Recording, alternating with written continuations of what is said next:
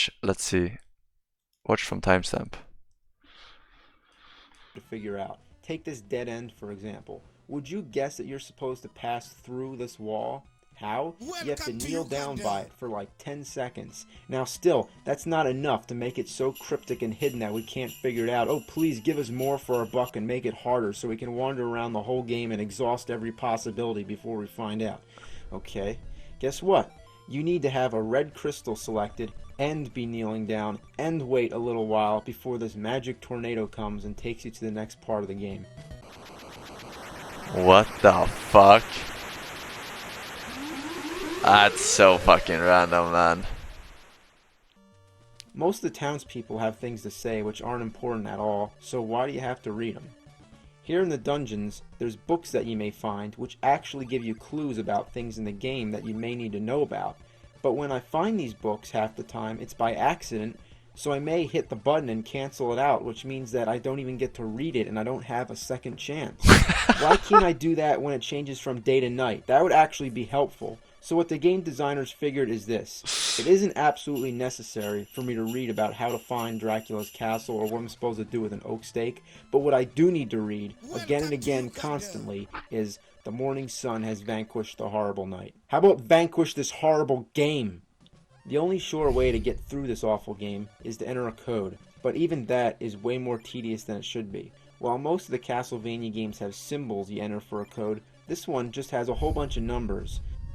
I mean, like, one of those little parts would be enough for a password, but why 4? Like, why so many? In general, I hate games that have passwords like this because sometimes they have uppercase and lowercase letters. Like, the L's, you know, look like I's, the zeros look like O's, the 8's look like 5. So, you know, why does there have to be so many digits? You know, like, why can't it just be numbers or something? Like, you know, just numbers and not letters. I mean, it takes me like 5 minutes to enter this code when it should only take like 5 minutes. seconds. No, it It's doesn't. friggin' stupid. Okay, so say we enter the code and we go to Dracula's castle. You'll be pretty disappointed how anticlimactic this game is. It isn't even worth putting in a code, let alone playing the whole game all the way through, which if you did, I feel bad for you. I mean, first of all, there's no enemies in Dracula's castle. You just walk all the way through, and the only obstacles are just like going up and down steps, which won't hurt you, and they aren't challenging either. They're just tedious. I mean, what the hell is the point of going through the castle if there's nobody to fight? Did the game designers just like run out of time or something? So then you get up to Dracula, and guess what? He doesn't look anything like Dracula. Instead, he looks like a Grim Reaper, and he throws sickles. I mean, did the people who made this game even know what Dracula is? He's a fucking vampire. Alright, on top of everything, Dracula's way too easy. Check this out. This is a trick that I discovered myself, and so could you without the help of any strategy guide. When Dracula first appears, he stands there for a while, and he gives you plenty of time to land lots of free hits. Not only does he stand there for a long time, but everything that hits him will stun him and give you even more time. Naturally, you'll probably be using the flames because it's one of the most effective weapons in the game, but using it against Dracula, it makes it simply impossible for him to even do anything. He has no chance. The second you start throwing that shit at him, you've already won. I mean, why is it that easy? Did they even test this shitty game out before they released it? What a piece of shit. I mean, I feel horrible that I had to play this game in order to make this video, but I did it to demonstrate Holy its shit, it's dreadfulness, so and bad, I huh? forced myself to play it just so that you don't have to. So you should thank me for telling you to stay away from this horrible steaming pile of goat shit. I mean, I know it's useless complaining about a game that was made back in the late 80s. You needed to buy a magazine to know all of that. But Yeah, it just internet blows wasn't my really a mind thing how back fucking then. horrible it is. I mean, it's So they had consistently these, I annoying. remember these Why? game Why is guide it so magazines, bad? right? If all Sometimes these when you problems bought a were game, changed, then we'd have you a got the great magazine trilogy too, of right? Classic Castlevania games, but history is history. Yeah, holy shit. Welcome to Uganda. Absolute trash is what it looks like. Jake D, Have Big, and Moodoos, the few studios. Thank you, boys. Mudjug Donuts, it says Castlevania 2 is really weird and considered the black sheep of the series. SOTN is legendary and you can beat it on 1 or 2 streams. It's also pretty easy.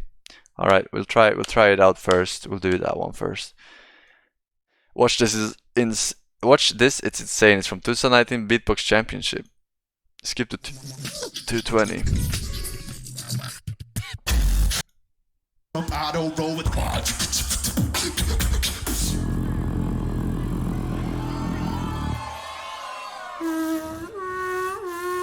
No. Ah, that's pretty good. I'm not gonna lie. Not gonna lie. Boris on it. Lou on it 6 and says someone asked me to request this video to it for them.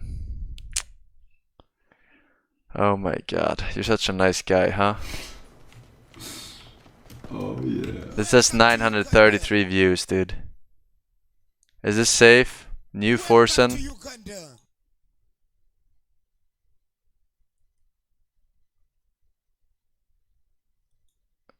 Is this safe?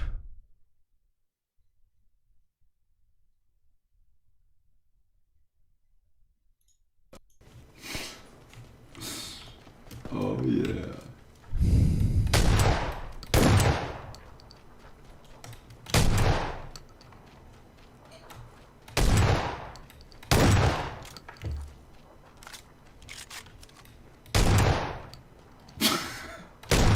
What?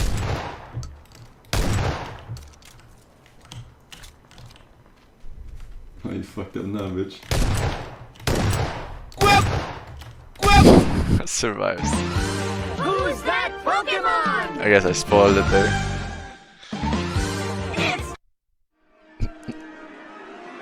I can't know if a video is safe, man.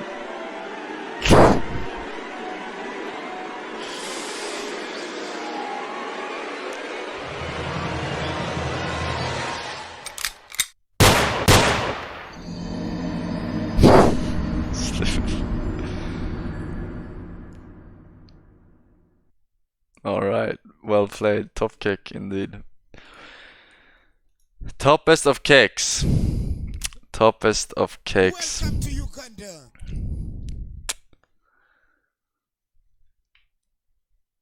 Pretty good, pretty good. Pretty good, pretty good.